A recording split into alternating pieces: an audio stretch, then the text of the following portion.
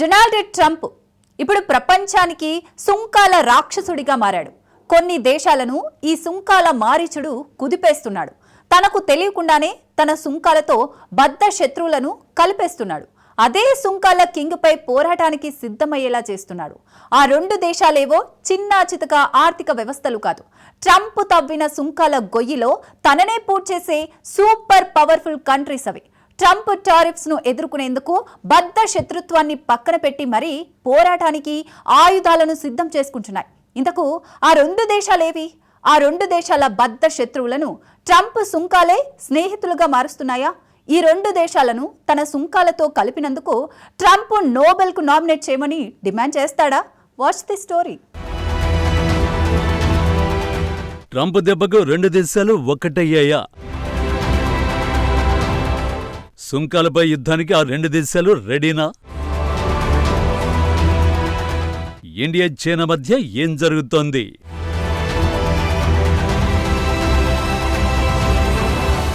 India China బంధం 6 నెలల క్రితం ఇది ఊహకు కూడా అందని విషయం. ఇప్పుడు అంతర్జాతీయ వార్తల్లో ప్రధానాంశం ఇదే. తనకు తెలియకుండానే డొనాల్డ్ ట్రంప్ రెండు శత్రు దేశాలను కలిపేశాడు.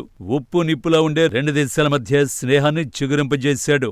అయితే ఇప్పటికీ భారత్ చైనా మధ్య పూర్తి స్థాయిలో సంబంధాలు ఏర్పడలేదు. కానీ రెండు దేశాల స్నేహబంధానికి మాత్రం వ్యూహాత్మకంగా అడుగులు పడుతున్నాయి. ఇటీవలి కాలంలో ఈ దిశగా కీలకమైన పురోగతి కనిపిస్తోంది. ఇరు దేశాల మధ్య సంబంధాలు సాధారణీకరించడానికి కొన్ని నెలలుగా జరుగుతున్న ప్రయత్నాలు ఇప్పుడిప్పుడే ఫలిస్తున్నాయి. అందులో భాగంగానే తాజాగా ముఖ్యమైన సమాచారం బయటకొచ్చింది. చైనా విదేశాంగ మంత్రి వాంగ్ యీ భారత్ సందర్శనకు రానున్నట్టు తెలుస్తోంది. అయితే బీజింగ్ నుంచి ఇప్పటి వరకు అధికారికంగా దీనిపై ఎలాంటి ప్రకటన రాలేదు. అయితే వాంగ్ యీ చివరిగా 3 ఏళ్ల క్రితం భారత్ను సందర్శించాడు. అప్పట్లో కీలకమైన 2 వ్యక్తులతో వాంగ్ యీ సమావేశమయ్యాడు. ఆ 2 వ్యక్తులు జాతీయ భద్రతా సలహాదారు అజిత్ దోవల్, విదేశీ వ్యవహారాల శాఖ మంత్రి జైశంకర్. ఇప్పుడు కూడా వాంగ్ యీ భారత్ను సందర్శిస్తే ఇక ముందు ఇలాంటి సందర్శనలు తరచూ జరిగే అవకాశం ఉందని అంచనా వేయొచ్చు. ఇక్కడ వాంగ్ యీ సందర్శన టైమింగ్ చాలా కీలకమైనది. త్వరలో 2 కీలక పరిణామాలు చోటు చేసుకోనున్నాయి. ఏమిటా పరిణామాలు?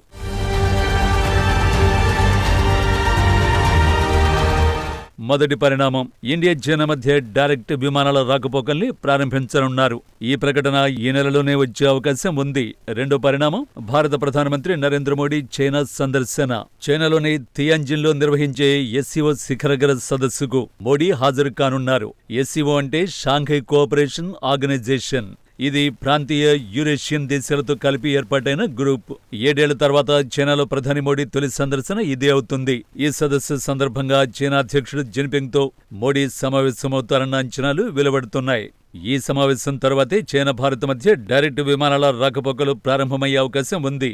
ఇప్పటికే విమానయాన సంస్థలతో మోడీ సర్కారు చర్చలు జరిపినట్టు నివేదికలు వెల్లడిస్తున్నాయి. చైనా రాకపోకలకు ఏర్పాట్లు సిద్ధం చేసుకోవాల్సిందిగా ఆదేశించినట్టు తెలుస్తోంది. బహుశా ఎయిర్ ఇండియా, ఇండిగో విమానాలు డైరెక్ట్ గా చైనాలో త్వరలో ల్యాండ్ కానున్నాయి.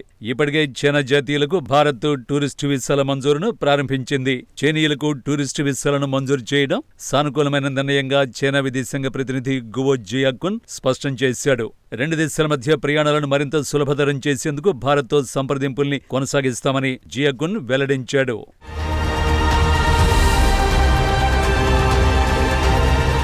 నిజానికి కరోనా సమయంలో చైనాకు వీసాల మంజూరు, విమానాల రాకపోకల్ని భారత్ నిలిపేసింది. నిజానికి చాలా కాలం నుంచి వీసాలు, విమానాల రాకపోకలను ప్రారంభించాలని చైనా సుదీర్ఘకాలంగా కోరుతోంది. ఫైనల్ గా చైనా డిమాండ్లను ఢిల్లీ అంగీకరించింది. అదే సమయంలో బీజింగ్ కూడా పలు విషయాల్లో పట్టు సడలిస్తోంది. భారత్కు సహకరించేందుకు సిద్ధమవుతోంది. భారత్కు ఎగుమతి చేసే యూరియా విషయంలో నిబంధనలను ఎత్తేసింది. ఇదంతా కీలకమైన విషయమా? అవును, ఎందుకంటే భారత్ భారీగా యూరియాని వినియోగిస్తోంది. భారత ఆర్థిక వ్యవస్థకు కీలకమైన వ్యవసాయాన్ని నిలకడగా ఉంచడంలో యూరియా కీలక పాత్ర పోషిస్తోంది. స్థానికంగా యూరియా ఉత్పత్తి అవుతోన్న రైతుల డిమాండ్కు సరిపడా సరఫరా చేయడం లేదు. సో చైనా యూరియా వస్తే భారతీయ రైతులకు మరింత ఊరట కలుగుతుంది. వ్యవసాయానికి మరింత మేలు జరుగుతుంది. నిజానికి యూరియాపై భారత ప్రభుత్వం పెద్ద ఎత్తున సబ్సిడీ ఇస్తోంది. పంటల దిగుబడి పెంచడంలో యూరియా అత్యంత కీలకమైన ఎరువు. ఇప్పుడు భారత్కు యూరియా దిగుమతుల్లో సహకరించేందుకు డ్రాగన్ ముందుకొచ్చింది. అంతేకాదు భారత విషయంలో కమ్యూనిస్టు కంట్రీ మరో కీలక నిర్ణయం కూడా తీసుకుంది. 5 ఏళ్ల తర్వాత తొలిసారి భారతీయుల చిరకాల పర్యటనలైన కైలాస, మానస సరోవర తీర్థయాత్రలకు చైనా అనుమతించింది. దీంతో భారతీయ మానస సరోవర్, కైలాస శిఖర యాత్రలు పునరుద్ధరించబడ్డాయి.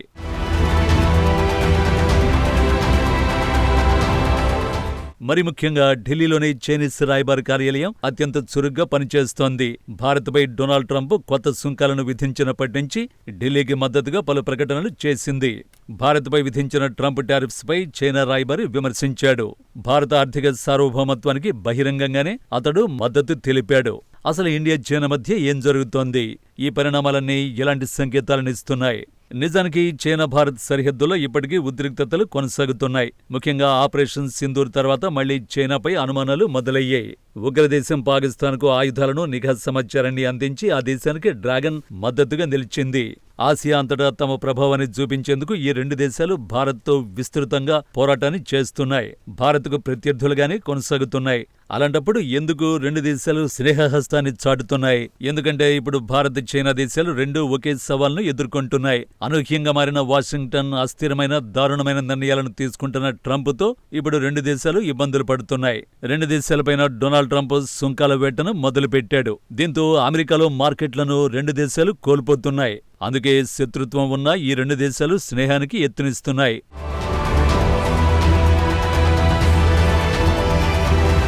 రెండు దేశాలకు కీలకమైన అంశం ఆర్థిక వ్యవస్థ. ఇండియా, చైనా దేశాలు ఆర్థిక వ్యవస్థల వృద్ధిని తప్పించుకునేందుకు యత్నిస్తున్నాయి. రెండు దేశాలు పెట్టుబడులను ఆకర్షించేందుకు ప్లాన్లు వేస్తున్నాయి. ఇరు దేశాలు ఎఫ్డీఐలను పెంచుకోవాలని ఆరాటపడుతున్నాయి. భారత్, చైనా దేశాలు సరసమైన ధరలకే క్రూడాయిల్ కొనుగోలు చేయాలని ప్రయత్నిస్తున్నాయి. రెండు దేశాల మధ్య ఉన్న కామన్ పాయింట్లు ఇవే. ఈ కారణంగానే రెండు దేశాలు స్నేహం దిశగా వేగంగా అడుగులేస్తున్నాయి. బహుశా డొనాల్డ్ ట్రంప్ను ఎదుర్కొనేందుకు రెండు దేశాలు మరింత సహకరించుకునే అవకాశం ఉంది.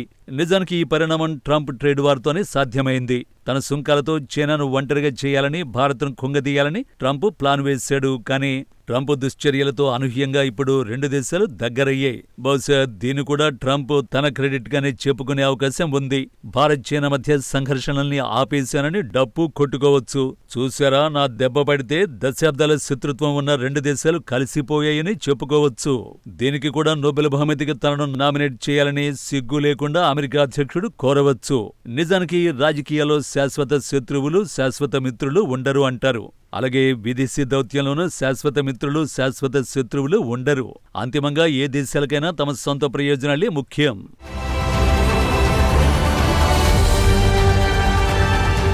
ఇప్పుడు రెండు దేశాలు తమ సొంత ప్రయోజనాల కోసమే శత్రుత్వాన్ని పక్కన పెడుతున్నాయి. ఇరు దేశాలు సహకరించుకునేందుకు సిద్ధమవుతున్నాయి. అమెరికా అధ్యక్షుడనే విలన్ను ఎదుర్కొనేందుకు సమాయత్తమవుతున్నాయి. రెండు దేశాలు తమ సొంత ప్రయోజనాలను కాపాడుకునేందుకు స్నేహహస్తం చాటుతున్నాయి.